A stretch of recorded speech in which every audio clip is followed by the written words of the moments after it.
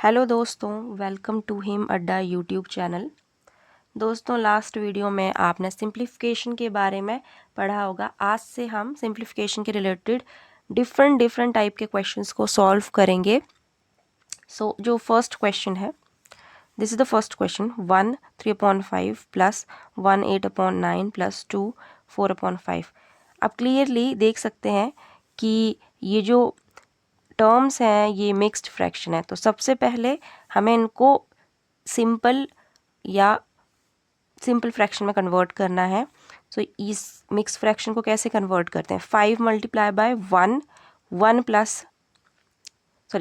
5 multiply by 1 and plus 3 यानी 8/5 plus 9 multiply by 1 plus 8 17/9 plus 2 5s are 10 10 plus 4 14/5। Now इनका denominator हम देखेंगे। इनका डिनोमिनेटर है 5 9 एंड 5। सो एलसीएम क्या आ जाएगा? 5 9 का 45।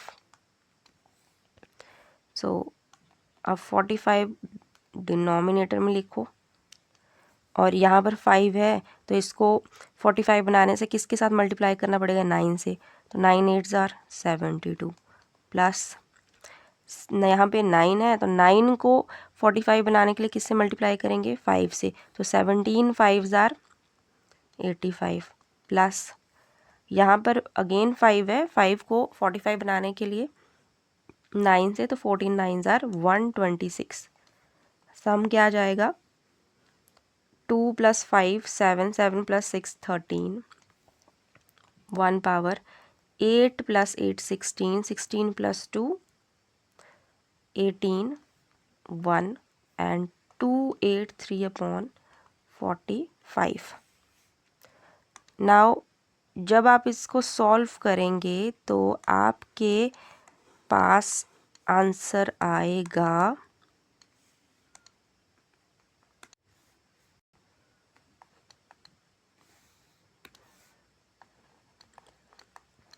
283 डिवाइड बाय 45।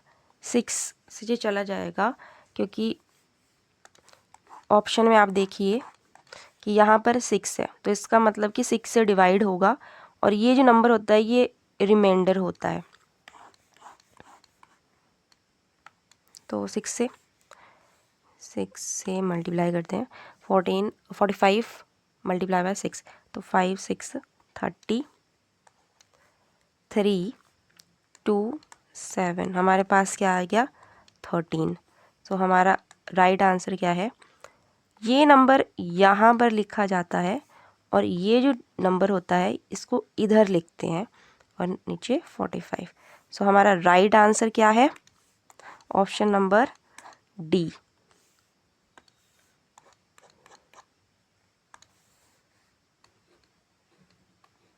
नाउ अब चलते हैं अगले क्वेश्चन की ओर। हमारा क्वेश्चन है,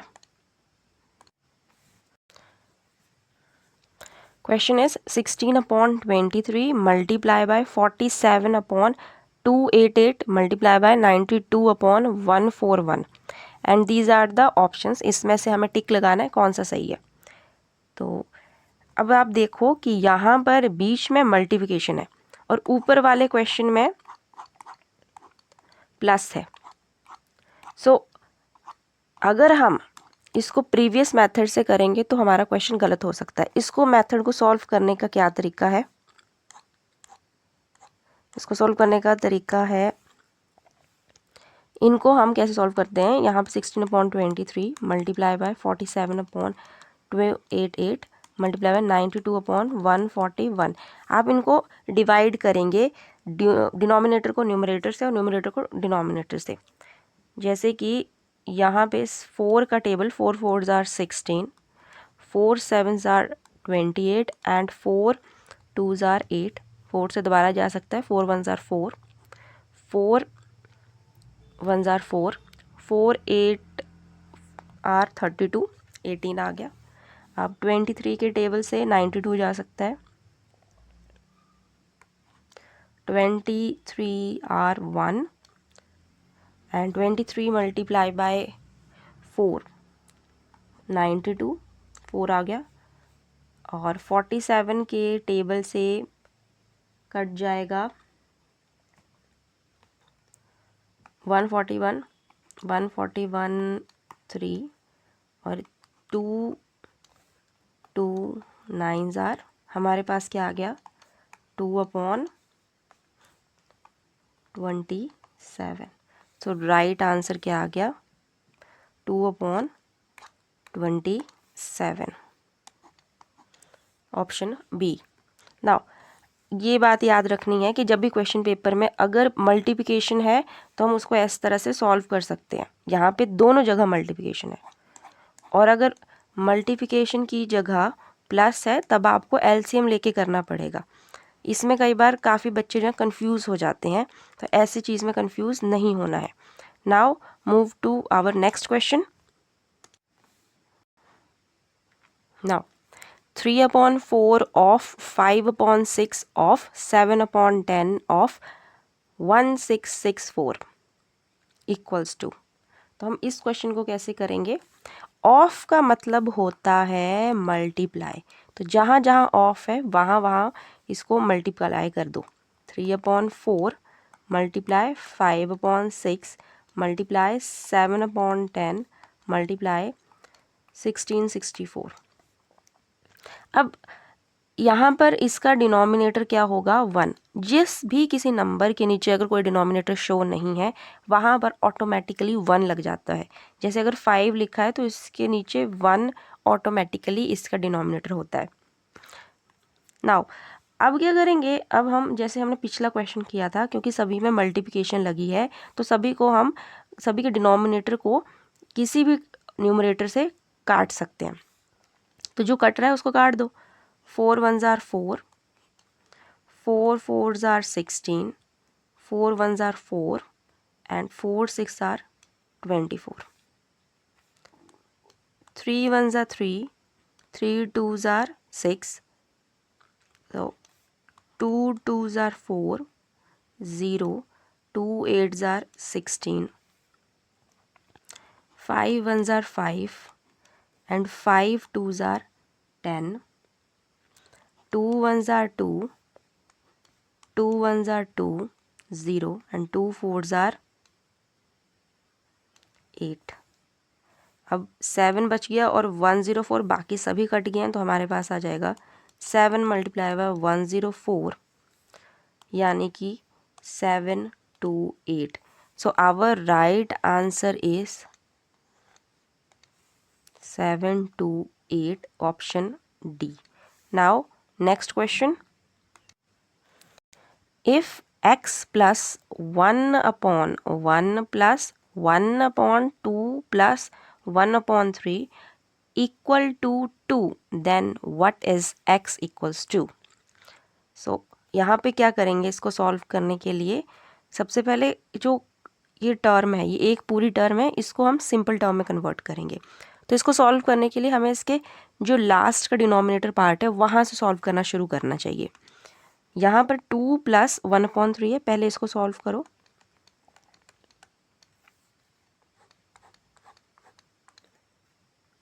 क्या आएगा,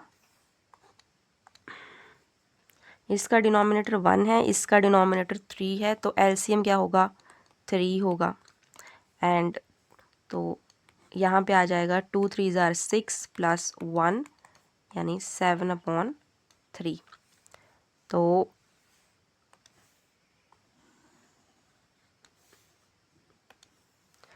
तो हमारे पास क्या आएगा, x + 1/1 + 1/7/3 इज इक्वल टू 2। अब यहाँ पे 3 डिजिट्स हैं, इनको कैसे 2 डिजिट में कन्वर्ट करते हैं। जब भी ऐसा हो आप सिंपली इसको इस लास्ट वाले को यहाँ पर ले जाएं, तो हमारे पास क्या आ जाएगा 3/7। सो x + 1 1 + 3/7 equal to 2।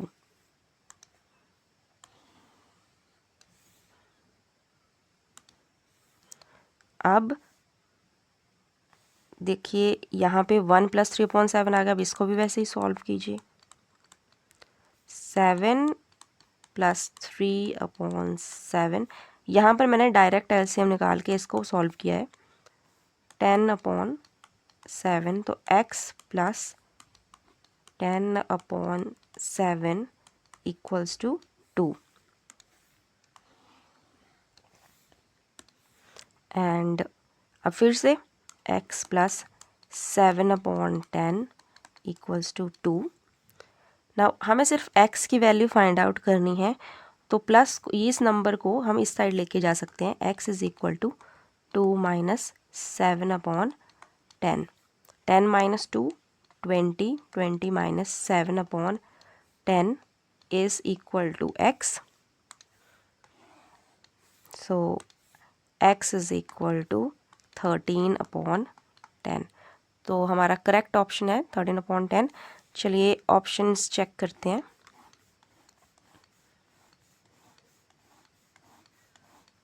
Option B is our right answer.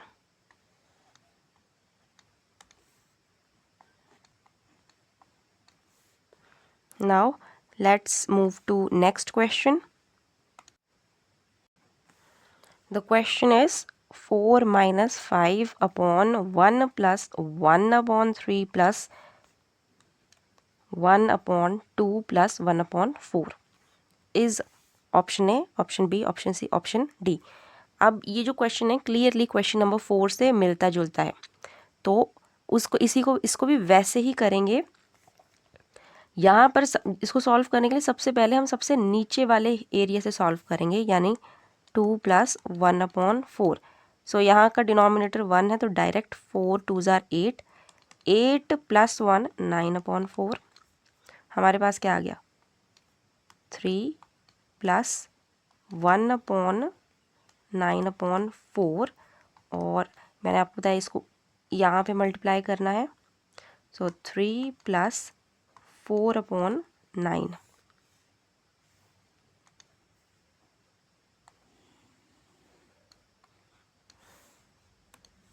4/9 क्या जाएगा 4 - 5 1 + 3 + 4/9। Wait a minute, we did a little mistake.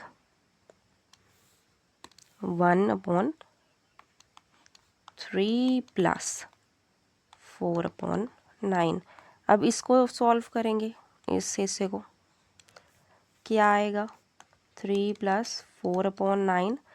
यहाँ पे डिनोमिनेटर 1, 3 × 9 = 27, 27 + 4 31/9। सो यहाँ पे क्या आएगा 4 - 5/1 + 1/31/9। इस नंबर को इधर मल्टीप्लाई करेंगे। 4 - 5 1 + 9/31। नेक्स्ट, अब ये बच गया, अब इसको करेंगे तो 1 + 9/31, 1 1 31, 31 + 9 40/31। हमारे पास क्या आ जाएगा 4 - 5 40/31। इस नंबर को इससे मल्टीप्लाई कर देंगे। 4 - 5 5 3 = 15/40। और अब इस नंबर को सॉल्व करेंगे, तो यहाँ पे डिनोमिनेटर में है 1, तो एलसीएम लोगे तो 40 आएगा। तो 440 क्या आ जाएगा 160 - 155/40 इज़ इक्वल टू 5/40। इसको डिवाइड कर सकते हैं या कट सकता है। 5 1 = 5 एंड 5 8 = 40, तो 1/8। So our right answer will be option A. Now let's move on. Which one among following is largest? Option A 2/3, option B 1 3/4, C 15/6, D 3/2। So सबसे पहले तो हम जो क्वेश्चंस हैं दो तरीके से हो सकता है, या तो आप इन सब का डेसिमल निकाल लो या आप इनको फ्रैक्शंस में ही रखो और फिर इनका एलसीएम लो और सॉल्व करो और उसके बाद कंपेयर करो कि कौन सा वाला बड़ा है। सो डेसिमल वाले में शायद डिवीजन में थोड़ी मिस्टेक हो सकती है डेसिमल्स के बाद, तो इससे अच्छा है कि हम इनकी फ्रैक्शन ले लें। सबसे पहले बी को सिंप्लीफाई कर लेते हैं। 2/3 एंड 1 3/4, ये किसके बराबर होगा? 4 1s are 4, 4 + 3 7/4, 15/6 as such and 3/2। अब हमें एलसीएम लेना है 3 4 6 2 का। एलसीएम 3 4 6 2, क्या एलसीएम आएगा? 12। यहाँ पे आप कर सकते हैं, मुझे याद है तो मैंने इसको डायरेक्ट लिख दिया। 2/3 का क्या बनेगा? सो 4 3s are 12 and 2 4s are 8, तो 8/12। Now 7/4, 3 multiply by 3, 7 3s are 21/12,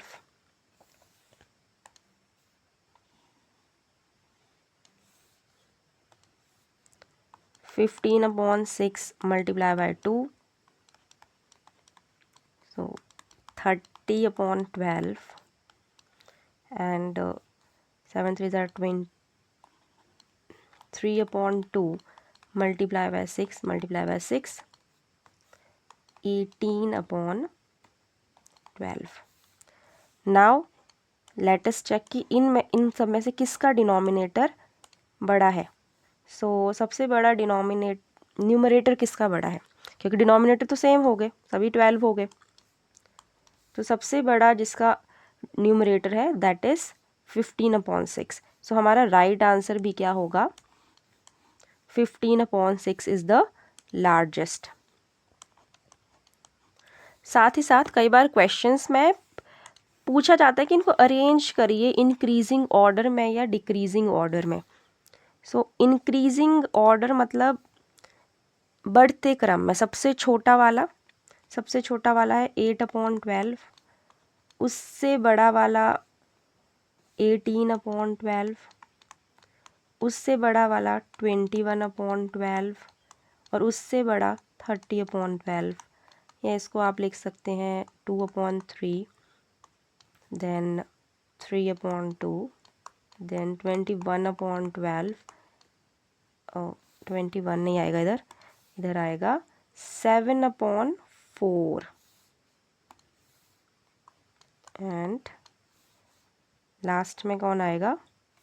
15/6। ये कौन सा ऑर्डर हो गया? इंक्रीजिंग। कई बार डिक्रीजिंग भी पूछ लेते हैं, तो डिक्रीजिंग में क्या होगा? सबसे बड़ा पहले लिखा जाएगा, फिर उससे छोटा, फिर उससे छोटा और फिर उससे छोटा। सो 15/6, 7/4, 3/2 एंड 2/3। सो इन चारों में से किसी भी तरह से ऑप्शंस में अवेलेबल हो सकता है। नाउ नेक्स्ट अब हम पढ़ेंगे रिकरिंग डेसिमल्स के बारे में। रिकरिंग डेसिमल्स जो है डेसिमल का एक टाइप है, टाइप ऑफ डेसिमल। अब ये कैसा होता है कि इसमें कोई एक डेसिमल के बाद नंबर रिपीट करता चला जाता है। फॉर एग्जाम्पल 0.66666 या फ्रैक्शन फॉर्म में भी होता है 3/2,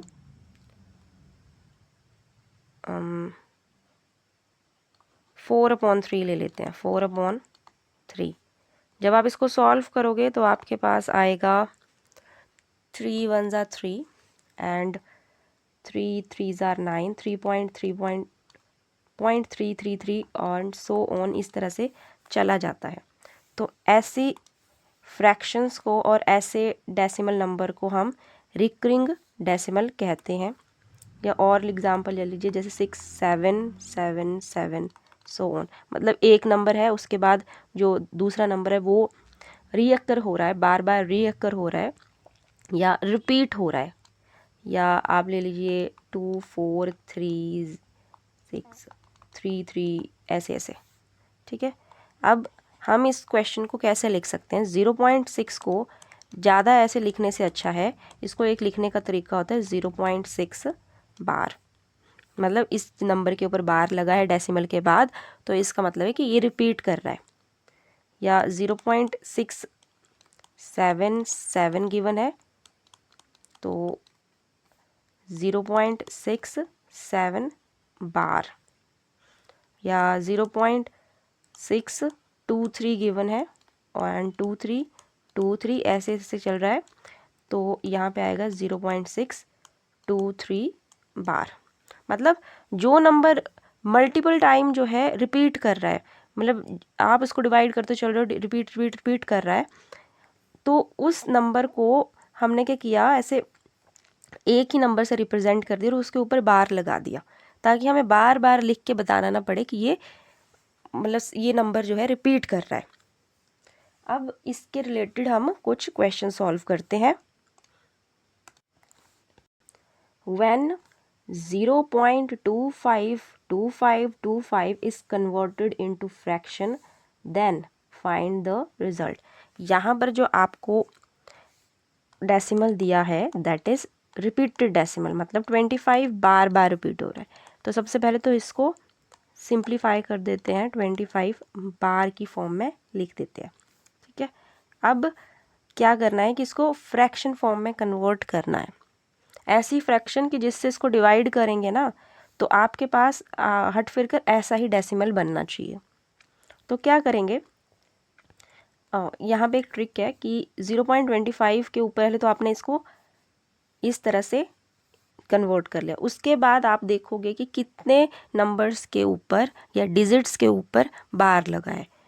तो 2 डिजिट्स के ऊपर बार लगा है, तो आप 25/99 मतलब 2 9 यहाँ पर नीचे आ जाएंगे, 2 डिजिट्स हैं वो रिप्लेस हो जाएंगी 9 9 से, और आपका आंसर आ जाएगा option A correct answer. Now let's do one more question like this. अब इस क्वेश्चन में हमारे पास रिकरिंग डेसिमल्स दिए हैं,